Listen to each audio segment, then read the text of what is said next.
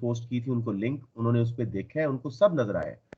तो please use city schools log in and password और मुझे कंफर्म करें कि you can see the video.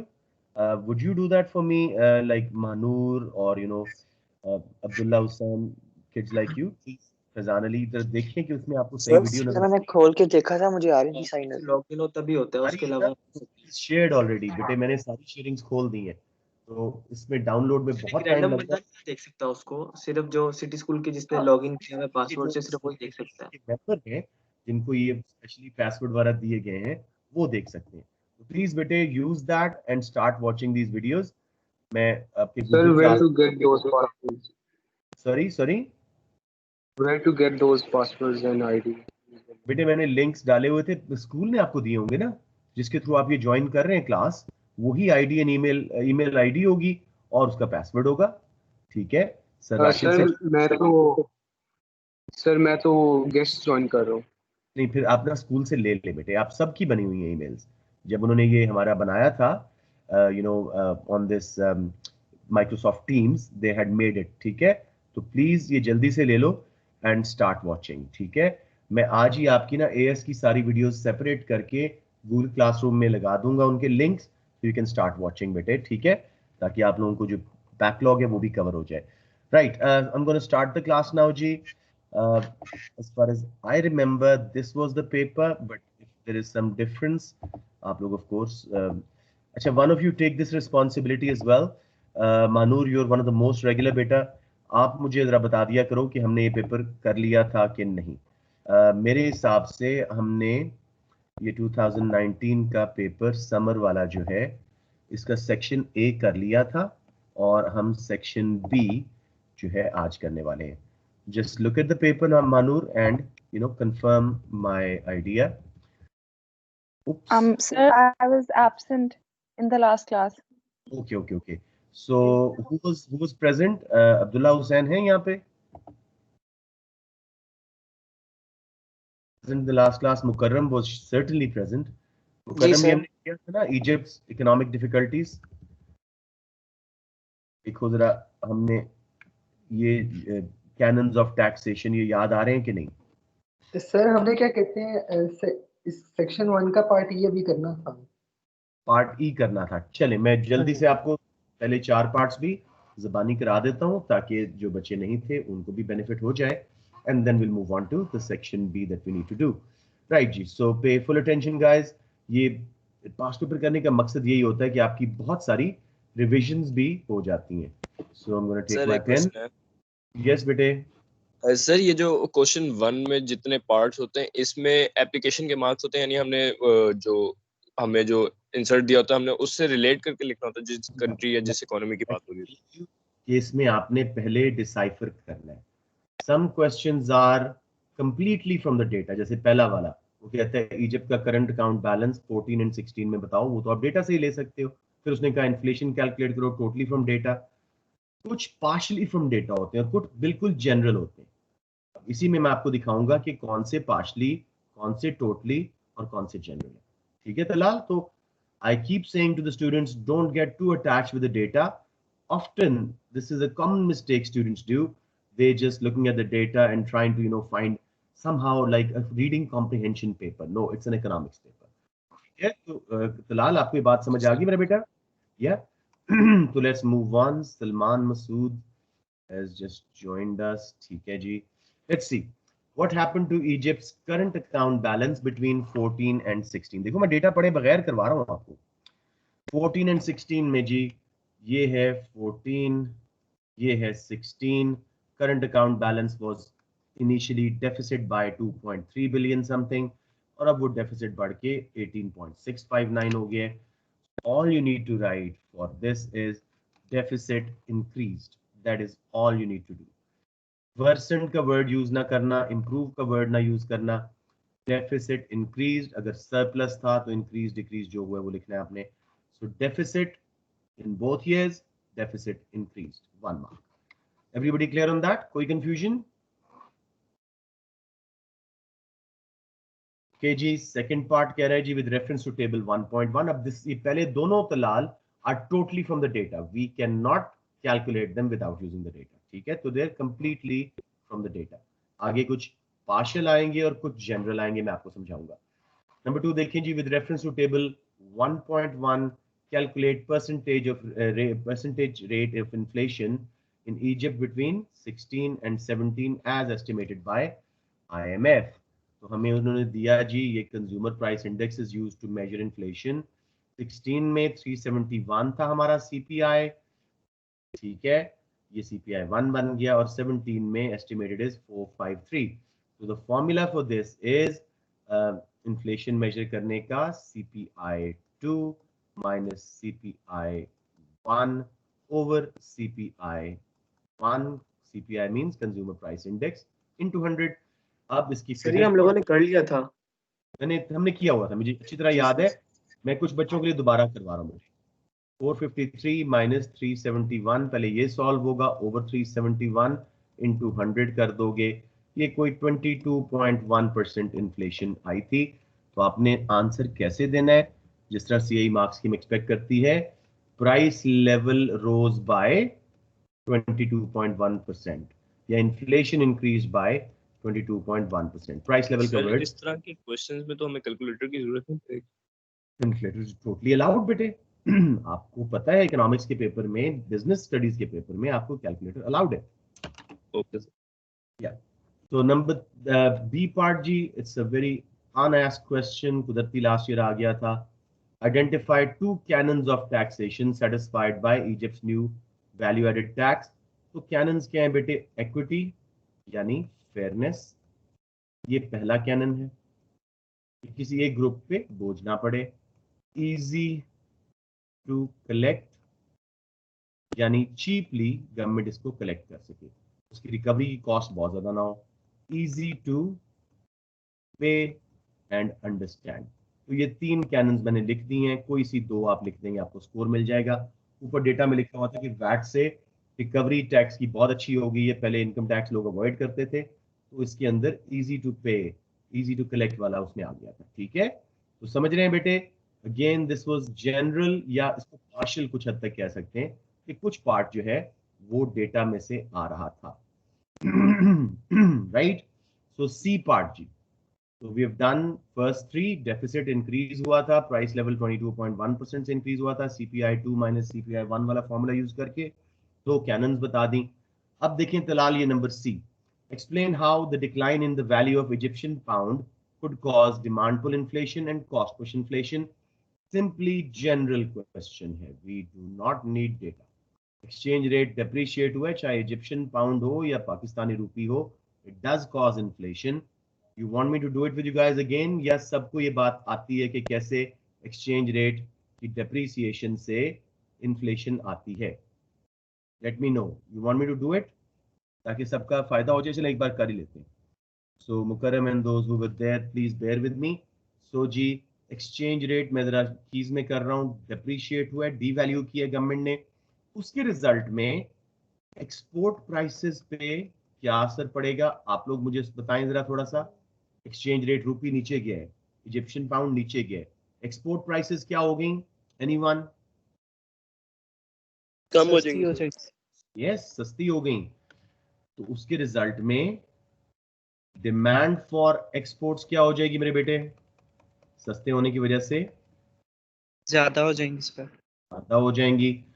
और अगर इलास्टिक डिमांड थी, ये थोड़ा सा लिख दिया करो बीच में, इलास्टिक डिमांड थी तो revenue from exports will rise. ठीक है, ये साइड हो गई। साथ में एक्सचेंज रेट नीचे जाने से हमें इंपोर्ट्स जो हैं वो एक्सपेंसिव लगी, because our currency is able to buy less of other currencies. Demand for imports will fall। ठीक है, मैं अब डिमांड पुल इन्फ्लेशन समझा रहा हूं। इंपोर्ट्स एक्सपेंसिव लगी, उनकी डिमांड गिरी। ठीक है, इंपोर्ट का जो एक्सपेंडिचर था, पूरा लिंक दिया करें, इंपोर्ट एक्सपेंडिचर फॉल हुआ। As a result x minus m part of AD बढ़ा। और अगर aggregate supply cannot rise because we're on full employment. So as a result, demand pull inflation. बेटे प्लीज बी वेरी ओपन. किसी को ये explanation के exchange rate depreciate होने से डिमांड पुल इन्फ्लेशन कैसे आती है? 2 मार्क का था, मैंने बहुत डिटेल लिखवा दी सो दैट कोई लंबा क्वेश्चन भी आए तो आप कर लें. सिंपली एक्सचेंज रेट नीचे गया है, हमारी एक्सपोर्ट सस्ती हुई हैं, उनकी डिमांड बढ़ी, मुल्क में पैसा आना एक्सपोर्ट्स के थ्रू ज्यादा शुरू हो गया. इंपोर्ट्स हमें महंगी लगी, we started buying less imports, मुल्क से पैसा बाहर जाना कम हो गया. एक्स माइनस एम जो एग्रीगेट डिमांड का हिस्सा है उसमें इंजेक्शन आया, एग्रीगेट डिमांड बढ़ी. लेकिन अगर एग्रीगेट सप्लाई साथ में नहीं बढ़ सक रही क्योंकि हम पीपीसी पे हैं, फुल एम्प्लॉयमेंट पे हैं, तो डिमांड पुल इन्फ्लेशन आ जाएगी. Everybody totally clear on this how exchange rate devaluation causes demand pull inflation? Right? Yes, sir. Wonderful. So let's move on to the other side, cost push. Exchange rate नीचे गया बेटे, ER वगैरह आपने लिखना, पूरा लिखना. Exchange rate नीचे गया, imported goods and raw materials will become expensive.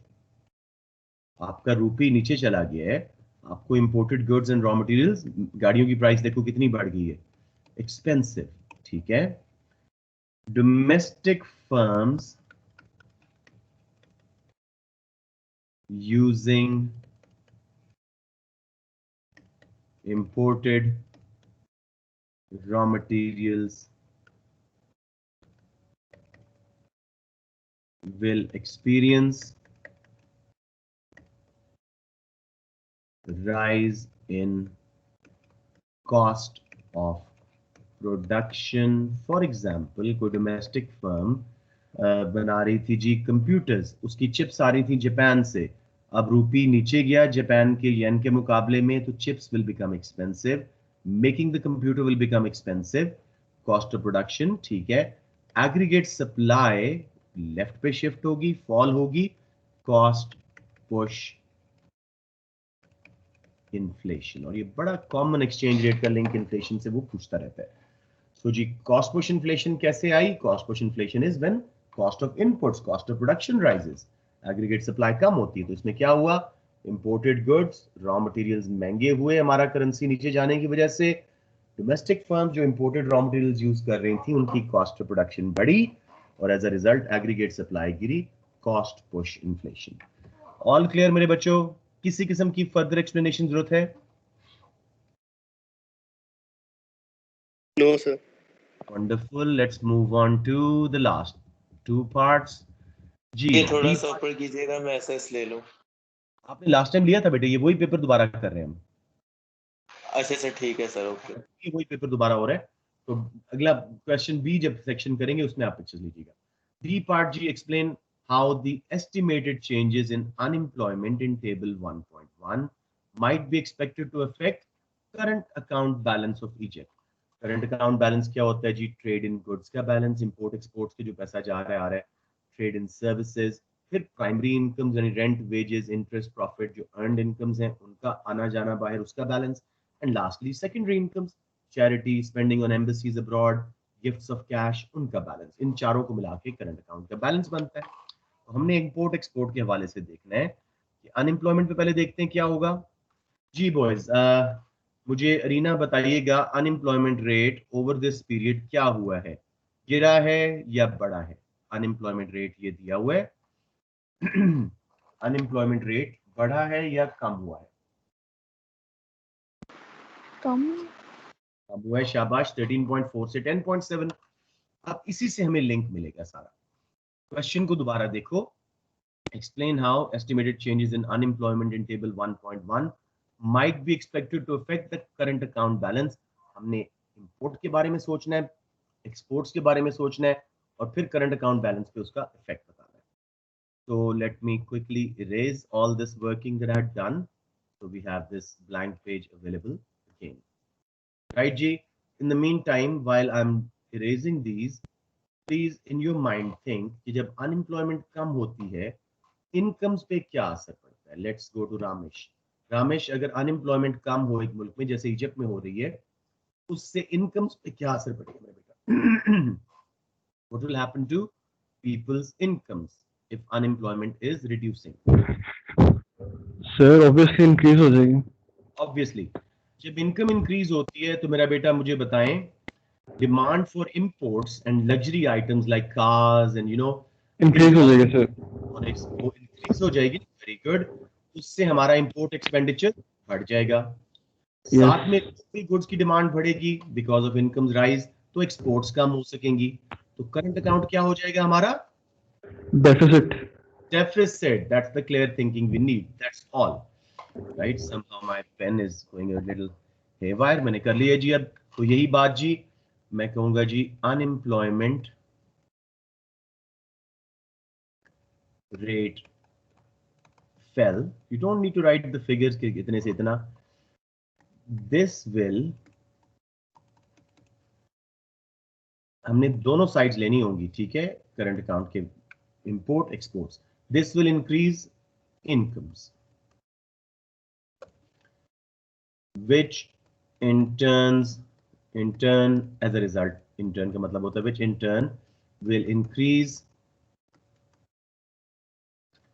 demand for luxury imports. तो आपको जो लग्जरी इंपोर्ट्स हैं वो ज्यादा खरीदोंगे. लिख दो जी big ticket items like cars et cetera, ठीक है. तो उसके रिजल्ट में इंपोर्ट एक्सपेंडिचर, पैसा जो मुल्क से बाहर जा रहा है for imports, will rise. More over, अब दूसरी साइड उसकी, more over, somebody is willing to join again I guess. Let me just let them in. Oh Bilal, finally. Moreover, ठीक है,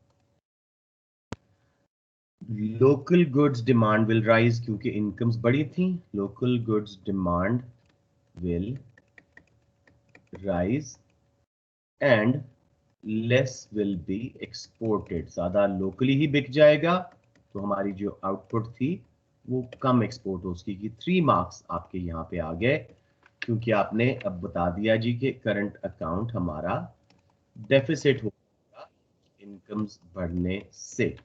किसी को यहाँ पे प्रॉब्लम जी, उसने अनएम्प्लॉयमेंट रेट कम किया था इस डेटा में, उसके रिजल्ट में इनकम्स बढ़ी, which in turn will increase demand for luxury imports, example cars etc. Import expenditure will rise. Moreover, local goods demand will rise due to rise in income and less will be exported. Current account might become deficit. Everybody totally clear on this concept?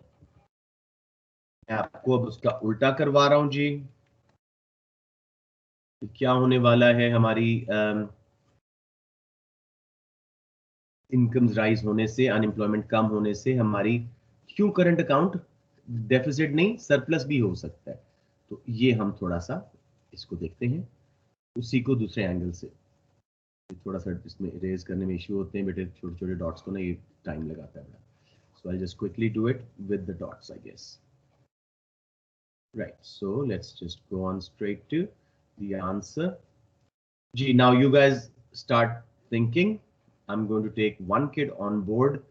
Let's see, is Maurice there? Yeah, he was there. Maurice, बेटे बताओ मुझे जरा जल्दी से,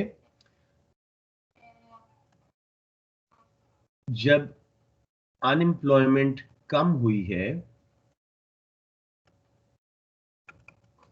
उससे हमारी output यानी GDP पे क्या असर पड़ेगा. जब ज्यादा लोग जॉब कर रहे हैं, अनएम्प्लॉयमेंट कम हुई है, तो output of goods and services GDP क्या होगा? बढ़ी.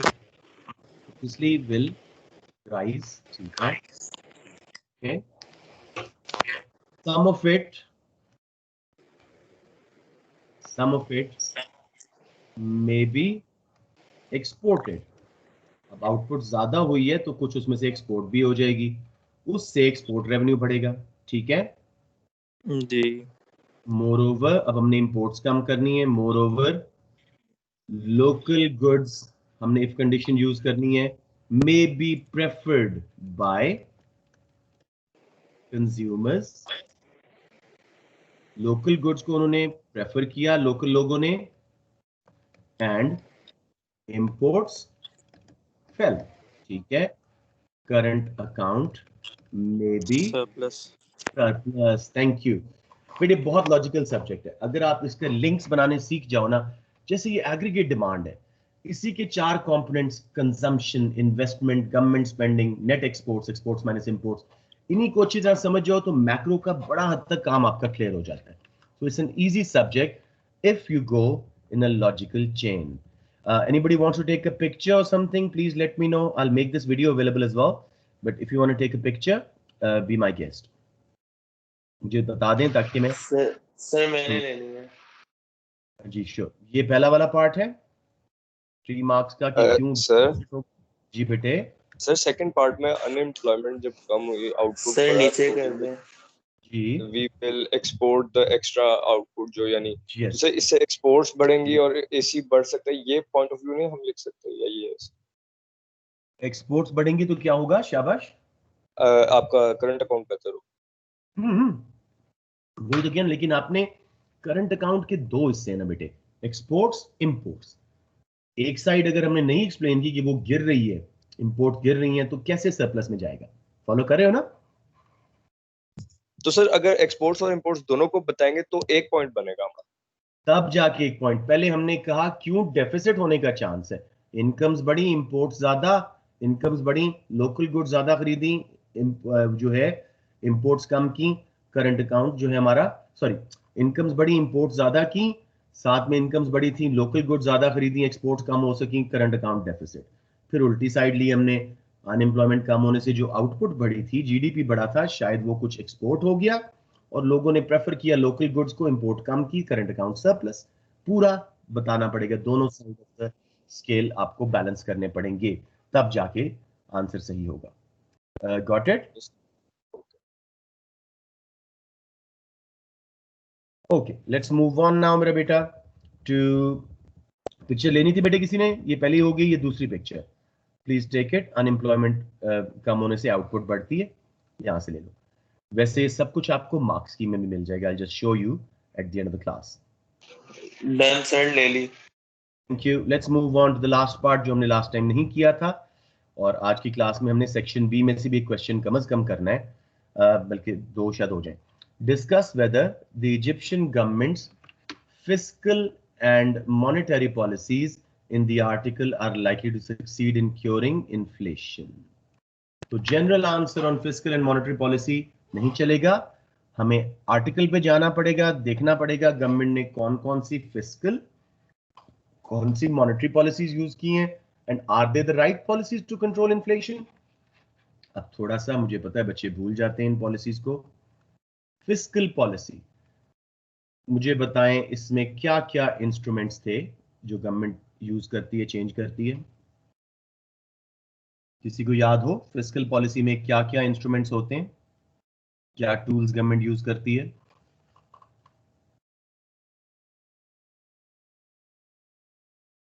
None of you remembers fiscal policy? Sir, taxes and government expenditure. Very good. Taxes plus government spending. Basically fiscal को याद रखने के लिए आपको एक वर्ड अगर याद रहे, बजट. ये गवर्नमेंट का बजट है. टैक्सेस से रेवेन्यू आ रहा है, स्पेंडिंग उसका एक्सपेंडिचर है.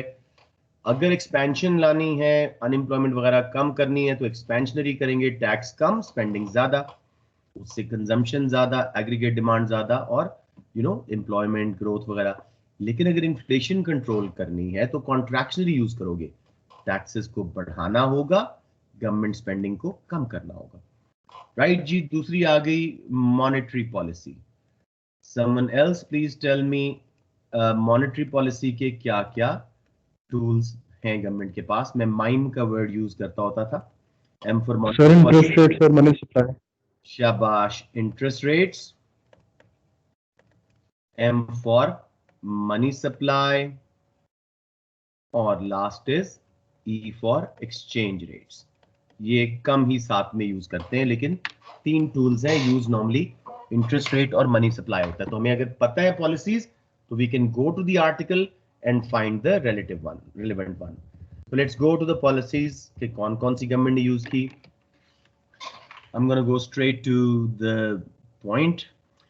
Inflation has been rising in Egypt since the decision of Central Bank of Egypt in November to float Egyptian currency. Float means free float, यानी government ने manage करना छोड़ दिया, डिमांड सप्लाई पे छोड़ दिया. ये भी एक्सचेंज रेट की थी पॉलिसी, तो ये मॉनेटरी पॉलिसी का हिस्सा है. In a move that caused a 50% depreciation in the value against US dollar. जी, अब मुझे कौन बताएगा कि ये जो गवर्नमेंट ने फ्री फ्लोट कर दी है अपनी करेंसी और उसके रिजल्ट में 50% डेप्रीसिएशन आई है, इसके रिजल्ट में इन्फ्लेशन आएगी या कंट्रोल होगी? हमने क्वेश्चन भी अभी 2 मिनट पहले किया था इसके ऊपर. Depreciation of Egyptian pound will result in inflation. कौन सी इन्फ्लेशन? कैसे? Both demand pull and cost push. Demand pull, exports सस्ती हुई, ज्यादा बिकी, इंपोर्ट्स महंगी, कम ली हमने. और कॉस्ट पुश क्यों? इंपोर्टेड रॉ मटेरियल महंगे हुए, इससे कॉस्ट बढ़ी. तो आपने यहाँ पे वो सारा एक्सप्लेन नहीं करना, सिर्फ बताना कि the first monetary policy instrument of free floating the currency will exacerbate या increase both demand pull and cost push inflation as exports will get expensive and so would imported raw materials. Clear हो गया मेरा बेटा? किसी को यहाँ पे problem? Policy pick की, उसको जज किया कि क्या इन्फ्लेशन को कंट्रोल करेगी कि नहीं. 2 मार्क्स आपके आगे. मुझे बताएं बेटे, ठीक है, समझ आ गया? Shall I move on?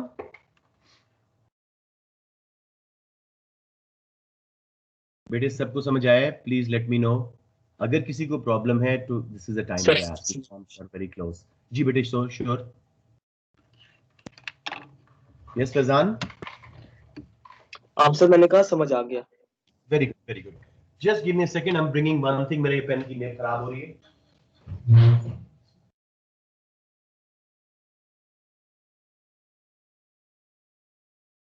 Right. So let's move on to the next part of it. इसी के साथ ही उसने कहा, this came as a part of the Egyptian government's reform program started in 2014 to reduce the budget deficit. Budget deficit means tax कम ले रहे हैं, यानी income कम है, रेवेन्यू कम है, स्पेंडिंग ज्यादा है. बजट डेफिसिट रिड्यूस करने का मतलब क्या है? ये एक्सपेंशनरी पॉलिसी यहाँ पे फिस्कल यूज हो रही है या कॉन्ट्रैक्शनरी? मुझे ये बताएं. कॉन्ट्रैक्शनरी. कॉन्ट्रैक्शनरी. तलाल सबको समझ आया? बजट डेफिसिट गवर्नमेंट कम कर रही है, यानी कुछ टैक्स बढ़ाए होंगे, कुछ स्पेंडिंग अपनी कम की होगी. किसी को ये ना क्लियर हो तो मैं मैथमेटिकल एग्जांपल दे दूं. Okay, just for the sake of it, 100 million deficit था डॉलर्स में, यानी टैक्सेस कम ले रहे थे, स्पेंडिंग ज्यादा कर रहे थे. अब वो 50 मिलियन रह गए डेफिसिट. इसका क्या मतलब है? या तो स्पेंडिंग कम की है या टैक्स बढ़ाए. तो budget deficit reduce means contractionary. तो is it the right policy जी? Contractionary fiscal policy. इससे एग्रीगेट डिमांड गिरेगी और कौन सी इन्फ्लेशन कंट्रोल होगी? बताएं जी. आपने टैक्स बढ़ाए, डिमांड पुल कंट्रोल होगी sir. Demand pull. Thank you. तो इससे जरा हमेशा जब भी इन्फ्लेशन वगैरह पे क्वेश्चन है ना, उसकी टाइप्स माइंड में रखो और फिर पॉलिसीज को उससे लिंक करो. डिमांड पुल इन्फ्लेशन इससे कंट्रोल हो जाएगी. This is the correct policy. ठीक है. अब जी नीचे आते हैं. Macro economic research group has said that the sharp rise in inflation could largely be attributed to the effects of the weaker Egyptian pound. उसने खुद ही दे दिया. Inflation was also made worse by leaving a new indirect tax. Indirect tax again tax है तो fiscal policy का हिस्सा है. और जब इनडायरेक्ट टैक्स बढ़ते हैं तो मुझे बताएं उससे कौन सी इन्फ्लेशन आती है? जब गवर्नमेंट गुड्स एंड सर्विसेज पे टैक्स लगाते हैं कौन सी इन्फ्लेशन आती है? कॉस्ट ऑफ प्रोडक्शन बढ़ने से cost push inflation. Cost push. तो ये भी सही पॉलिसी नहीं है. अब उन्होंने फिस्कल में 2 यहाँ पे मेजर लगाए. बजट डेफिसिट कम किया, गुड, उससे डिमांड पुल इन्फ्लेशन कम. लेकिन इनडायरेक्ट टैक्स लगा दिया, उससे कॉस्ट पुश इन्फ्लेशन ज्यादा. तो ये पॉलिसीज एक दूसरे को काउंटर कर रही हैं. Wrong policies. फ्री फ्लोट किया मॉनेटरी पॉलिसी में, उसके रिजल्ट में क्या हुआ जी? आपका डिमांड पुल, कॉस्ट पुश दोनों आ गई क्योंकि एक्सचेंज रेट डिप्रिशिएट हो गया था. नीचे फिर उन्होंने वैट की बात की है और आखिर में क्या है जी? VAT does not apply to basic goods and services for poor. हाँ, वैट वही उसने जो बताया है वही है. 3 पॉलिसीज की है इन्होंने यहाँ पे. एक free float which was part of monetary policy, exchange rate को नीचे जाने दिया, उससे डिमांड पुल, कॉस्ट पुश दोनों इन्फ्लेशन आई. फिर contractionary fiscal policy, budget deficit कम किया, गुड आइडिया, उससे डिमांड पुल इन्फ्लेशन कम क्योंकि एग्रीगेट डिमांड गिरेगी। फिर जी इनडायरेक्ट टैक्स लगा के आपने उसका उल्टा कर दिया फिस्कल पॉलिसी में, कॉस्ट पुश इन्फ्लेशन आ गई। तो conclusion, inflation will not be controlled. These policies are either causing inflation and they're also counteracting each other. Like a fiscal policy of budget deficit would control demand pull inflation, but imposing indirect tax, the VAT, will increase cost push. लिहाजा government will not be able to control inflation. समझ आ गया मेरे बच्चों? कोई confusion? Sir इसमें एक दफा बता दें कि 6 मार्क्स में से एप्लीकेशन के कितने मार्क्स हैं और एनालिसिस? हाँ, इसमें बेटे कोई एप्लीकेशन वगैरह का सीन नहीं है। आपने ना, मैं आपको यहां लिख देता हूं, अप टू 4, ठीक है, why control, up to 4 why not control inflation. जो उसने आपको चैलेंज दिया हुआ है ना, उसको आपने जज करना है। अब देगा, सॉरी, अप टू 3 और आपको देगा मैक्सिमम 5, 1 मार्क देगा कंक्लूजन का, जो मैंने आखिर में बोला। तो सिंपली आप बोलेंगे जी, वो इस तरह भी कह सकता है कि demand pull inflation, cost push के कॉजेज अलग अलग करो, लेकिन आंसर यही है बेटे 3 मार्क्स के लिए। क्यों इन्फ्लेशन कंट्रोल होगी जी? बजट डेफिसिट की है कम, वो कॉन्ट्रैक्शनरी पॉलिसी है, उससे एग्रीगेट डिमांड गिरेगी, लोग कम स्पेंड कर सकेंगे, तो डिमांड पुल इन्फ्लेशन कम। फिर उल्टी साइड पे वैट लगा दिया, गलत फिस्कल पॉलिसी, उससे cost push inflation, cost of production बढ़ेगी। फिर उसी तरह आपने एक्सचेंज रेट को फ्री फ्लोट कर दिया, that was the wrong idea. उसके रिजल्ट में क्या होगा? आपका डिमांड पुल, कॉस्ट पुश दोनों इन्फ्लेशन आएंगी। To conclude, the policies are counteracting each other, monetary policies are causing inflation and fiscal policy, one policy is reducing and one is increasing cost push inflation. Clear हो गया? Conclusion आ गया। किसी को ना समझ आया हो तो प्लीज मुझे बताएं। मैं अब एएस के एंड है तो मैं कह रहा हूं बच्चों को एक फाइनल टच दे दो इन पेपर्स के थ्रू बेटे। सर ये जो आखिरी पॉलिसी है इनडायरेक्ट टैक्सेस वाली, से डिमांड पुल इन्फ्लेशन कम नहीं होगी? नहीं बेटे, नहीं, मैं आपको समझाता हूँ। इनडायरेक्ट टैक्सेस जब लगते हैं चीजों की प्राइस बढ़ती है, ठीक है, ऑन द कर्व डिमांड कम होती है तो थोड़ा सा डिमांड पुल प्रेशर कम होता है, लेकिन कर्व शिफ्ट नहीं होता ना। शिफ्ट होगा लेफ्ट पे तभी एग्रीगेट डिमांड गिरने से इन्फ्लेशन कंट्रोल होगी ना। यस, इससे अनएम्प्लॉयमेंट राइज होगी। Ultimately yes you right, unemployment rise होगी, फ्यूचर में इनकम्स गिरेंगी, एग्रीगेट डिमांड भी गिर जाएगी, लेकिन वो बहुत ही एडवांस लेवल का आंसर हो जाएगा और मुमकिन है एएस में वो आपको रिवॉर्ड ना दे। ये बच्चा जो है मैं बातों में बात कर गया, असल इसको पता नहीं है। फॉलो कर रहे हो ना? ये बड़े ही, I am sorry to say, some of the examiners are not very good, I don't want to use a bad word here, right? They are not as equipped. They're just looking at the mark scheme and marking you guys. So please befriend the mark schemes. Keep looking at the mark schemes again and again. ठीक है? आप लोग खुद भी ये paper बड़ा आसानी से सॉल्व कर सकते हो अगर मार्क स्कीम समझना शुरू। सेक्शन ए तो पूरा लिखा होता है, सेक्शन बी में ऑफ कोर्स बी पार्ट को जरा थोड़ा सा वो छुपा के आंसर देते हैं कि जी बच्चों को खुद ही पता होना चाहिए। तो उसमें मैंने आपको तकरीबन सारे क्वेश्चन ये करवाए हुए हैं। अब लेट्स सी जी, सेक्शन बी हम चूज करते हैं। आई वुड हैव लव्ड कि अगर ये लाइव क्लास होती, मैं कहता ग्रुप्स बनाओ, अपना अपना क्वेश्चन चूज करो और पॉइंट्स में आंसर करो। Unfortunately these are online classes and we have to rush. पहला क्वेश्चन मैं 10 एक बार तो क्लास में करवा चुका हूं। Explain how economist use the concept of elasticity to distinguish between inferior goods and necessary goods when consumer income changes. Faizan Ali, which elasticity we are talking about here? कौन सी इनकम? Sir XED. मार खाओगे। YED income elasticity of demand बेटे, ठीक है। तो आप कहेंगे जी economist use the concept of income elasticity of demand to distinguish between inferior and necessary goods. फिर क्या करना है? वाईडी को डिफाइन कर देना है। It is the measure of responsiveness of quantity demanded to a change in income. फिर इसको फॉर्मूला दे देना है। Percentage change in quantity demanded, हमेशा क्वांटिटी ऊपर आती है और नीचे आ जाएगा percentage change in income. 2 marks आपके एप्लीकेशन के डन। अब मैं आपको जल्दी से इसकी नॉलेज के डन, मैं इसकी एप्लीकेशन करवा देता हूं जल्दी से आपको। ये स्पेस मेरे पास थोड़ी सी यहां मैं करता हूं। तो जी सबसे पहले उसने कहा था कि कैसे वो इंफीरियर गुड्स को डिस्टिंग्विश करते हैं। तो जी economist look at the sign. ठीक है, if negative, ठीक है, coefficient, ये वर्ड वो बहुत पसंद करता है, coefficient, it means inferior goods. Negative sign आ गया फॉर्मूला के रिजल्ट में, कोएफिशिएंट नेगेटिव आया, इंफीरियर गुड्स, दैट इज, अब एक्सप्लेन करो, 1 मार्क नेगेटिव कोएफिशिएंट बताने का, 2 मार्क्स एक्सप्लेन करने के, ये बात लिखने की, when incomes rise their demand falls, and मैं वाइस वर्सा लिख रहा हूं, आप पूरा लिख दीजिएगा, 2 मार्क्स इसको उसने दिए हुए हैं। क्यों ऐसा होता है? They are considered low quality items, जैसे डीवीडीज, आजकल blu ray is a normal good and DVDs are considered inferior. Second hand clothing, लंडे के कपड़े, स्ट्रीट फूड स्टॉल्स, नान चने, ये ऑल इंफीरियर गुड्स हैं। When our incomes rise we buy normal and luxury goods और इनको छोड़ देते हैं because they considered poor quality.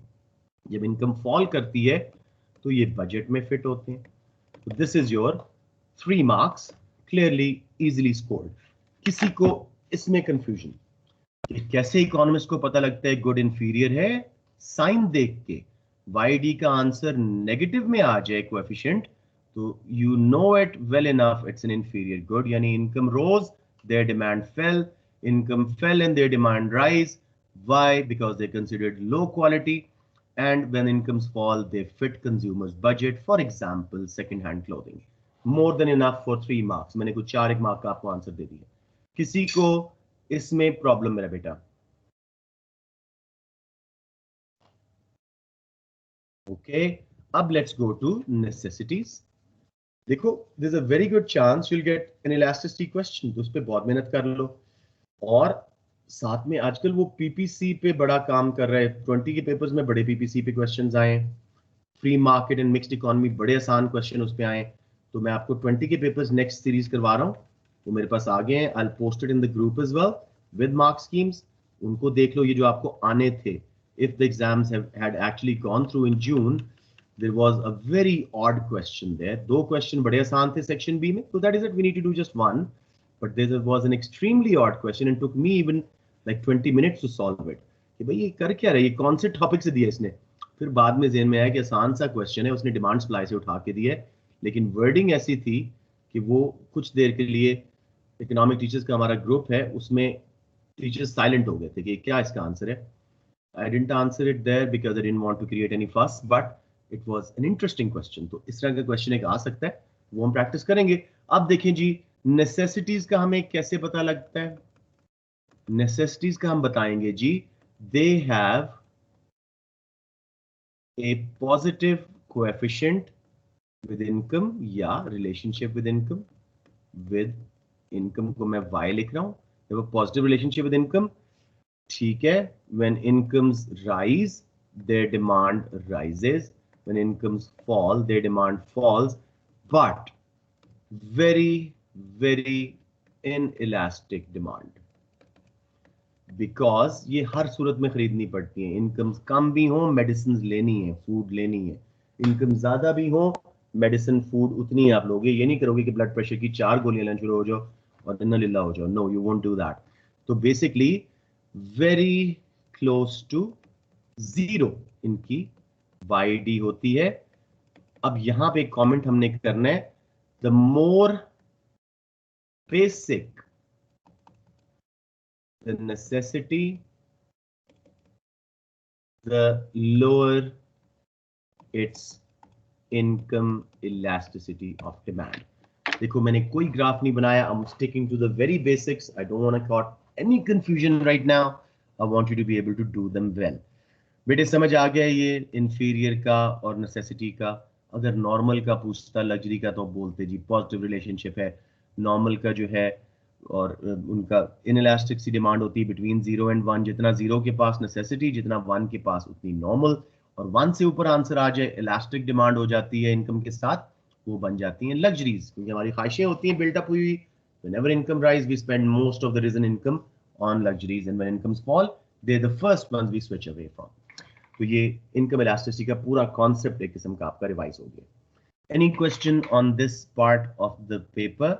Section B मैं दूसरा पार्ट करवा के जल्दी से आपको वी हैव अबाउट 5 मिनट्स, ये 7 मिनट में हो जाएगा and I will finish the class.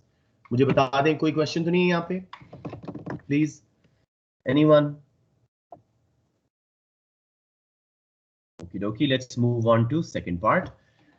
ये भी हमने किया हुआ है क्लास में और इसके ऊपर मैंने आपको वॉइस नोट भी भेजा हुआ था एग्जाम से पहले. You want me to send the voice notes now or a little bit closer to the exams? कोई 98 के करीब हैं आपके एएस के, उसमें सेक्शन ए भी कवर होता है, सेक्शन बी भेज देता हूँ, ठीक है? उसमें बस आपने क्या करना है, उनको स्टार कर लेना या डाउनलोड करके अलग रख लेना.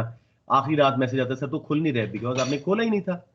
जब वॉइस में एक मैसेज आता है आपको, अगर हफ्ते के अंदर अंदर ना खोलें तो वो कहता है जी file is no longer available, फिर मुझे दोबारा भेजना पड़ेगा. सो मेक श्योर कि आज जब मैं भेजूं आप लोग उनको डाउनलोड करके अपना एक फोल्डर बना लें, मोबाइल में बनाएं या बेहतर है कि लैपटॉप पे कहीं बनाएं, ठीक है जी? नाउ जी, discuss how business might change, attempt to change PD for their products and consider which approach is most likely to be successful. ये जुबानी कर लें अगर आप में से सबको कॉन्फिडेंस है, वरना मैं आपको जुबानी कर लें. आने वाला है, ये बड़ा आसान है, 12 मार्क का जी. बस लिख दें कि एनालिसिस के आपके 8 मार्क्स हैं, 2 अप्रोचेस लेंगे, हर अप्रोच के 4 मार्क्स होंगे. उसके प्रोज एंड कॉन्स हमने डिस्कस करने होंगे, यानी कैसे उससे इलास्टिसिटी कम होगी और कैसे उसमें लिमिटेशंस क्या है. तो एक अप्रोच जी, use of advertisement. Business can use persuasive advertisement, creating a brand image of the product and creating a perception in the mind of consumer. It will not only shift the demand curve to the right, but elasticity will also reduce because consumers will feel it is a product with less substitute. Advertisement can make a product into a brand. Brand के substitutes कम होना शुरू हो जाते हैं. Are you clearly getting it कि जी business can launch a very good persuasive advertisement campaign which might create a perception of high quality and having no or less substitutes. Not only demand will increase, it will also become, demand curve will also become inelastic. ठीक है? ये but advertisement can be costly. ठीक है? The ad campaign may take some time before it gets effective. Secondly, other firms may also carry on advertisement and even a better campaign, elasticity may not reduce. Clear हो गया मेरे बच्चे? 4 marks खत्म. किसी बच्चे को confusion about how to reduce elasticity through advertisement? Okay, let's move on to the other thing, adding a unique selling point या innovative product feature लेके आना. उससे क्या होगा? Automatically your good will become distinct. There will be less substitutes because no one else is offering such features. People will feel that this good is unique. उसके unique होने से उसकी elasticity कम हो जाएगी. अब इसकी नेगेटिव क्या है जी? However, to add a unique selling point or an innovative feature, lots of research and development will be required. It will be time consuming, it will be costly, and if the competitors launch something like that before you, आपकी सारी research and development का पैसा जाया. Got it? Shall I repeat it once again before I go to the evaluation? Number 1 हमने 4 marks के लिए किया जी, advertisement persuasive होनी चाहिए, ब्रांड इमेज बनाएं, क्रिएट करें एक पर्सनैलिटी प्रोडक्ट की, कंज्यूमर की परसेप्शन चेंज हो गई और उसको लगा कि ये बाकी सब्स्टिट्यूट से डिफरेंट है. Demand will become inelastic, but advertisement is costly, takes a long time before a brand image can be created. Other firms will also advertise and your elasticity may not reduce. ठीक है? Second one जी, unique selling point या innovative feature add करना, that again will cause consumers to think this product is totally different from the others. Its substitutes will reduce and the demand will become elastic. People will become less price sensitive. But research and development is not only time taking, painstaking, but also very expensive. and if the competitor launches a unique feature like you were going to just before you did, आपकी सारी research and development खत्म, पैसा ज़ाया. Evaluation, as discussed above, business can use advertisement or add unique feature to reduce the price elasticity of demand for their product. As a result, they can use this to increase their revenue. However, the cost of advertisement and its short-run benefit and extreme cost of research and development make these methods limited. To conclude करने के लिए, adding a unique selling point is a better idea compared to advertisement, because if the business is able to actually add a unique selling point and a totally innovative feature, they will become a monopoly in that line of business until others can develop the same technology and add the same feature. जी बच्चों, कोई किसी किस्म का मसला इस question में? Sir इसमें खाली हम इनइलास्टिक डिमांड करने के लिए लिखेंगे कि इलास्टिक के लिए भी हो सकता है? इलास्टिक का भी कर सकते हैं. You want to see the mark scheme quickly? दिखा दूं आपको? Yes, आपको पूरे 8 मार्क मिल जाएंगे इलास्टिक या इनइलास्टिक, जिसकी ट्राई करें. लेकिन बेटे, I personally think CIE has gone a little wrong here. Who would want to make their demand elastic? Who would want कि जी मेरी प्राइस कम करनी पड़े रेवेन्यू बढ़ाने के लिए? नहीं, firms will want inelastic brand image वाली प्रोडक्ट. ठीक है, तो मैं आपको जल्दी से दिखा दूं इसका आंसर. राइट, नंबर 2A हमने कर लिया था. नंबर 2B देखें. Discuss how business might attempt to change the price elasticity of demand for the product. Analysis में जी explains any method that might be used to change the price elasticity of demand for a product with due reference to any difficulties that might arise with using each method. Up to 4 marks for each method. Explain. अब यहाँ guidance में वो बता रहा है आपको, business can attempt to change the price elasticity of demand by changing the factors that make the product elastic or inelastic. For example, they might attempt to make demand more price inelastic by creating more brand awareness or reducing the extent to which other products are seen as substitutes. Accept approaches that explain business might attempt to make demand for their product elastic. Ideal है inelastic के लिए जाओ, लेकिन दूसरी approach भी accept करने को वो तैयार है. तो दो मेथड जी, advertisement, unique selling point and innovative feature, 4 marks के लिए उनके बेनिफिट्स, प्रॉब्लम्स, फिर इकट्ठा करके compare the likely success of the methods explained and which one is likely to be most successful. 8 mark conclusion का. So you get it now, Talal?